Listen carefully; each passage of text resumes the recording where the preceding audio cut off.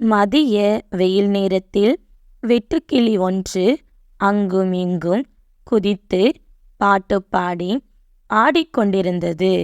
அப்போது எறும்பு ஒன்று அரிசி ஒன்றை எடுத்துக்கொண்டு அதே பாதையில் தன் வீட்டிற்கு சென்று கொண்டிருந்தது. அதை பார்த்த அந்த வெட்டுக்கிளி எறும்பிடம், "இப்போது என்ன அவசரம்? சிறிது நேரம் என்னைப் போல நீயும் என்னுடன் விளையாடலாமே" என்றது. அதற்கு எறும்பு, "இன்னும் சில நாட்களில் வெயில் காலம் முடிந்து மழைக்காலம் தொடங்கப் போகிறது. மழைக்காலத்தில் எவரும் வெளியே செல்ல முடியாது.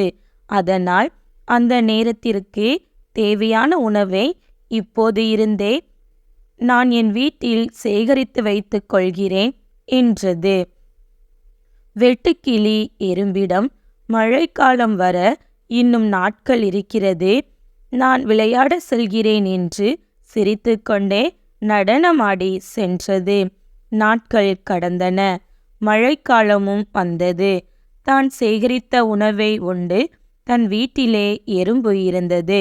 ஆனால் அந்த வெட்டுக்கிளிக்கோ உணவு ஏதும் கிடைக்காமல் உணவு தேடி மழையில் சுற்றித் திரிந்தது. அப்போது வெட்டுக்கிளிக்கு எறும்பு உணவு சேகரித்து வைத்து இருக்கும். அதனிடம் கேட்டு பார்க்கலாம் என்ற எண்ணம் வந்தது. வெட்டுக்கிளி எறும்பின் வீட்டிற்கு வந்து எறும்பிடம், "எனக்கு மிகவும் பசிக்கிறது. ஏதாவது உணவு கிடைக்குமா?" என்று கேட்டது. தன்னிடம் இருந்த சேகரித்த உணவிலிருந்து சிறிதளவை வெட்டுக்கிளியிடம் கொடுத்த எறும்பு, "அன்று என்னை பார்த்து சிரித்தாயே, இப்போது நான் சேகரித்த உணவுதான் இன்று நாம் இருவருக்கும் உதவியது. இனி நீ எப்போதும் சோம்பல் இல்லாமல் வெயில் காலத்தில் மழைக்காலத்திற்கு சேமித்துக்கொள்" என்றது. காலம் நேரம் பார்க்காமல் உழைத்தால் வாழ்வு பிரகாசிக்கும் என்று வெட்டுக்கிளி உணர்ந்தது.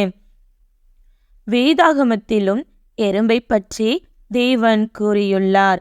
நீதிமொழிகள் 6ஆம் அதிகாரம் 6 முதல் 8ஆம் வசனங்களில், "சோம்பேறியே, நீ எறும்பினிடத்தில் போய் அதன் வழிகளை பார்த்து ஞானத்தை கற்றுக்கொள்.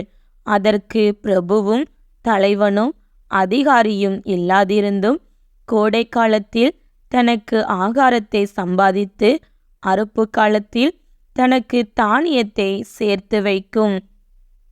ஒரு சிறிய எறும்பு இவ்வளவு சுறுசுறுப்பாக ஞானத்தோடு செயல்படுகிறது.